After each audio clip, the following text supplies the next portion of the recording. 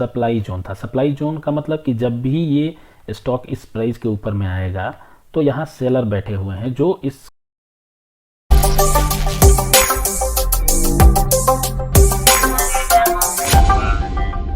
Welcome back to the channel.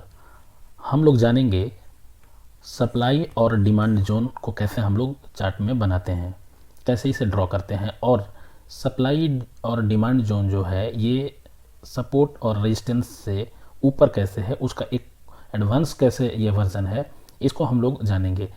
मैं आशा करता हूँ कि ये वीडियो आप लोग ऑलरेडी देख चुके होंगे जिसमें सपोर्ट और रेजिस्टेंस को मैं ऑलरेडी कवर किया हूँ। सपोज कीजिए कि ये एक स्टॉक है, ये चल रहा है, तो हम लोग क्या करते थे, एक हम लोग लाइन को ड्रॉ कर देते थे।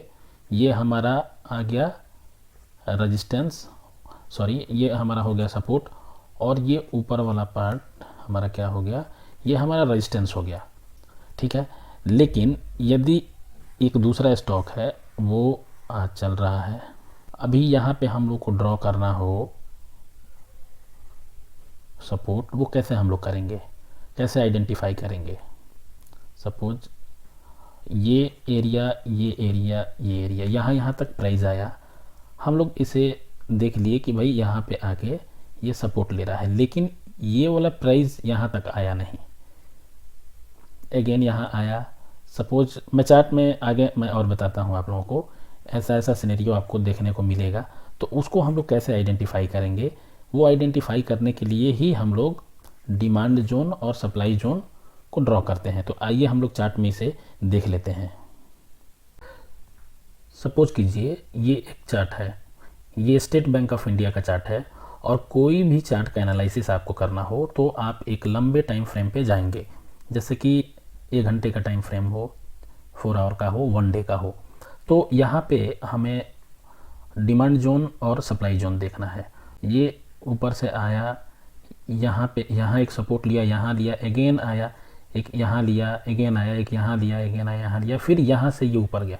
तो कहीं ना कहीं ये जो एक प्राइस का जोन है, ये एक जोन है, मैं मान के चलता हूँ कि ये 530 से 520 के बीच का जो जोन है, यहाँ पे ह्यूज अमाउंट में बायर खड़े हैं इस स्टॉक को खरीदने के लिए।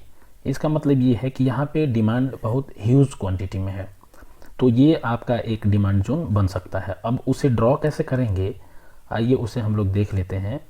तो पहले हम लोग क्या करते थे कि जो हम लोग का तरीका था, एक एक रेजिस्टेंस और सपोर्ट खींचने के लिए, तो मान लीजिए यहाँ एक रेजिस्टेंस के लिए मैं एक लाइन यहाँ डाल देता हूँ, आइडेंटिफाई हुआ। लेकिन यहाँ पे आप लोग एक चीज़ का नोटिस करेंगे कि जो हमारा प्राइस आया, यहाँ टच किया, इस लाइन को टच किया, यहाँ पे टच नहीं किया, अगेन यहाँ पे बहुत हल्का टच किया है, और यहाँ भी नहीं किया।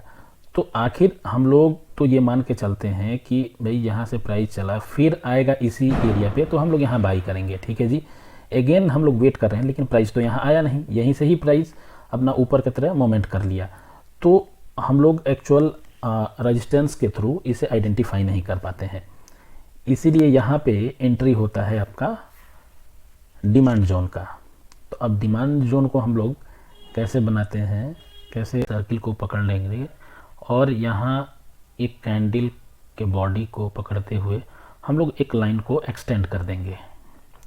अभी आप देखिए कि हमारा प्राइस यहाँ पे आया है, यहाँ पे आया, अगेन यहाँ पे भी आया। तो ये जो एक एरिया बन गया है, ये एरिया हमारा एक डिमांड का एरिया बन गया है। इसका मतलब ये है कि जब भी ये स्टॉक यहाँ इस प्राइस पे आता है, यहाँ पे बायर क्वांटिटी ऐड करने के लिए बैठे हुए हैं, वो लोग 100% क्वांटिटी को ऐड करेंगे और स्टॉक को ऊपर के तरफ में इसको मूवमेंट करेंगे। अभी अपने चार्ट में और भी हम लोग देख लेते हैं कि और कहाँ कहाँ हमें ऐसा देखने को मिलता है।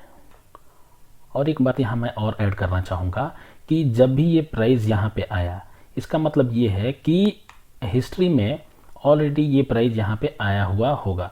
इस लाइन को हम लोग पीछे के तरफ में यदि एक्सटेंड करते हैं थोड़ा टाइम फ्रेम को बड़ा करके, तो आप लोगों को देखने को कुछ डेटा मिल जाएगा कि यहाँ पे ये डिमांड जोन बना। अभी थोड़ा देर पहले हम लोग समझें, हिस्ट्री में आप पीछे आके देखेंगे, यहाँ पे तो पहले इसका क्या सिनेरियो था कि ये पहले क्या था, ये पहले सप्लाई जोन था। सप्लाई जोन का मतलब कि जब भी ये स्टॉक इस प्राइस के ऊपर में आएगा तो यहाँ सेलर बैठे हुए हैं जो इसको सेल करेंगे। तो आप देखिए पहले ये मोमेंट करते करते आया, चलते चलते यहाँ सेल कर दिए। सेल करने के बाद फिर ये नीचे डाउन की तरफ में हुआ, अगेन ये गया, ये एक फेक ब्रेकआउट दिया। फेक ब्रेकआउट देने के बाद से फिर अगेन ये डाउन हुआ, अगेन फिर आया। यहाँ देखिए फिर सेलर लोग सेल किए, फिर ये नीचे की तरफ में मोमेंट आया और ये ऊपर गया एक बार और, यहाँ इस लाइन को ब्रेकआउट दिया। ब्रेकआउट देने के बाद अगेन रिटेस्ट किया, थोड़ा यहाँ टाइम एक्सपेंड किया, फिर मोमेंट ऊपर की तरफ में हुआ। लेकिन एक चीज़ आप यहाँ ध्यान दीजिए, ये सेम लाइन पहले क्या था, यहाँ पे सप्लाई था, यहाँ से ये क्या बन गया है, डिमांड जोन बन गया। पहले जो सप्लाई का जोन था वो डिमांड जोन बन गया है। देखिए सप्लाई जोन जो है उसका ब्रेकआउट होने के बाद से वो डिमांड जोन की तरह एक्ट करने लगेगा। जैसे आप देखिए यहाँ पे ये डिमांड जोन की तरह एक्ट करने लगा और ब्रेकआउट होने के बाद से आपका स्टॉक का मोमेंट ऊपर की तरफ में हो चुका है। आइए और भी पीछे स्टॉक को हम लोग देख लेते हैं, आइडेंटिफाई कर लेते हैं। एक्सिस बैंक का चार्ट पे हम लोग आ गए हैं और यहाँ आप लोग ध्यान दीजिए, हमारा स्टॉक चलते चलते आया, यहाँ तक आया, यहाँ के बाद अगेन ये कुछ इस प्राइस तक आया, यहाँ से आने के बाद कुछ टाइम एक्सपेंड किया, फिर अगेन आया, फिर डाउनफॉल किया, फिर एक बार आया इसको रिटेस्ट करने के लिए, ब्रेकआउट हुआ। उसके बाद से आप लोग देखिए कहाँ हमारा स्टॉक गया है। लेकिन आप लोग ध्यान दीजिएगा, यहाँ जब हम लोग सप्लाई डिमांड जोन को आइडेंटिफाई करना चाह रहे हैं तो आप लोग यहाँ पे एक कैंडल का बॉडी टू बॉडी पकड़ते हुए आप लोग एक जोन को क्रिएट कीजिए। यहाँ पे एक लाइन को ऐसे एक्सटेंड कीजिए।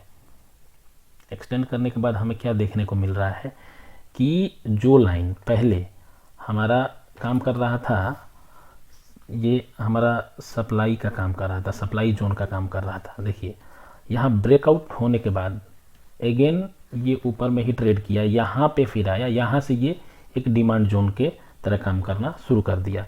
इसको हम लोग एक्सटेंड करते हैं आगे की तरफ में इस लाइन को। अभी करंट सिनेरियो क्या है उसको हम लोग देख लेते हैं।